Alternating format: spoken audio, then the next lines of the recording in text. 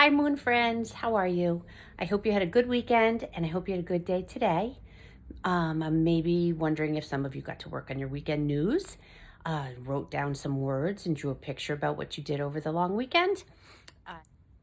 I wanted to read you a story, Poles Apart, if you remember it from the other day. I want to read it again just so you don't forget about the Arctic, the North Pole, and the South Pole. And then maybe if you get a chance, you can start thinking about what kind of food your animal that you wanted to investigate eats, where they live, what the predators are, and stuff like that. When you get back to school, we'll do some experiments with ice and maybe some snow and some other art things that have to do with the Arctic. Okay? Okay. Enjoy. Bye. Poles Apart by Jean Willis.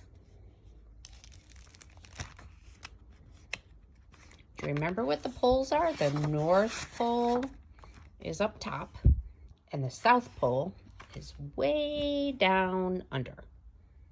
As everyone knows, penguins are found in the South Pole and never at the North Pole.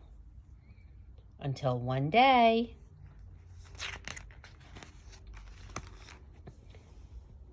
the Pilchard Browns got lost on their way to a picnic. Mr. Pilchard Brown was in charge of the map. He told everyone to turn right at the snowman, which was wrong. Now here they are, on the other side of the world, and Mr. and Mrs. Pilchard Brown, Peeky, Poots, and Pog are drifting towards an enormous, furry, white something. Is it a lion? Is it a tiger? Asked Peeky and Poots. Is it a picnic basket? Asked Pog. The enormous something looked up at them, looked them up and down. He had never seen anything like the Pilchard Browns before. I'm Mr. White, he said. I'm a polar bear. And you are? Parrots, said Peeky and Poots. Pork pies, said Pog. We're penguins, said Mrs. Pilchard Brown.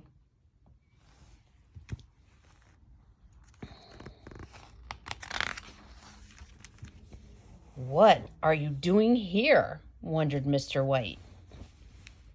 We're going to a picnic at the South Pole, said Pog. This is the North Pole, my friends, said Mr. White. The South Pole is 12,430 miles that way. Oh, anyone can make a mistake, Mr. Pilchard Brown said with a shrug. Oh, don't think of it as a mistake, said Mr. White. Think of it as the start of a big adventure. Maybe I could help you find your way home. I have often dreamed of being the first polar bear to reach the South Pole. Mom says we should always follow our dreams, said Peeky. Dad says we should always follow him, said Poots. Lead the way, Mr. White, said Mrs. Pilchard Brown. The penguins followed Mr. White over land and sea.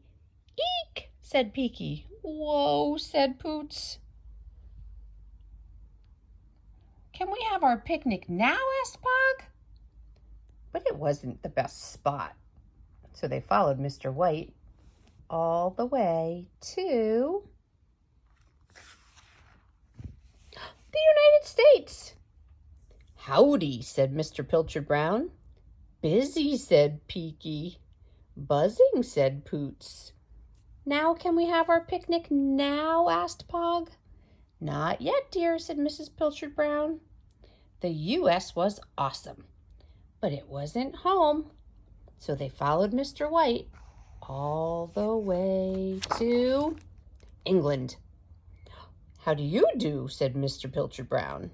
Ooh, gray, said Peeky. Grand, said Poots. Now we can have our picnic? Asked Pog. Not here, dear, said Mrs. Pilchard Brown. England was charming, but it wasn't home. So they followed Mr. White all the way to Italy. Ciao, said Mr. Pilchard Brown. Ooh, wet, said Peeky. Ooh, wonderful, said Poots. I need to pee, said Pog. Not here, dear, said Mrs. Pilchard Brown. Italy was magnifico, but it wasn't home. So they followed Mr. White all the way to India. Namaste, Mr. Pilchard Brown said. Oh, hot, said Peekie. Huge, said Poots.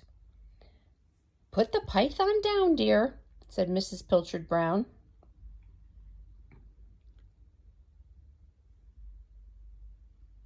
India was dazzling, but it wasn't home. So they followed Mr. White all the way to Australia. G'day, said Mr. Pilchard Brown. Faster, said Peekie. Fun, said Poots. Can we have our picnic now? Asked Pog. Soon, said Mrs. Pilchard Brown. Australia was a bonzer, but it wasn't home. So they followed Mr. White all the way to over the land, over the sea, and on they went. Are we almost there? Asked Peekie, Poots, and Pog. It's not far now, said Mr. White, and they followed him left, right, all the way home. Please stay, Mr. White, said Peekie and Poots.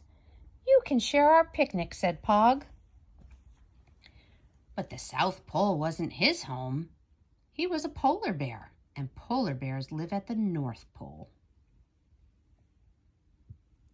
Which is why he said goodbye and traveled 12,430 miles all the way back to the North Pole, where he belonged. He'd followed his wildest dream and had the best adventure. He was happy to be home, but sad that he would never see a penguin again. But then, to Mr. White's delight, what's that? He did. Hello, how did you get here? Look, a baby penguin hatched in his hat.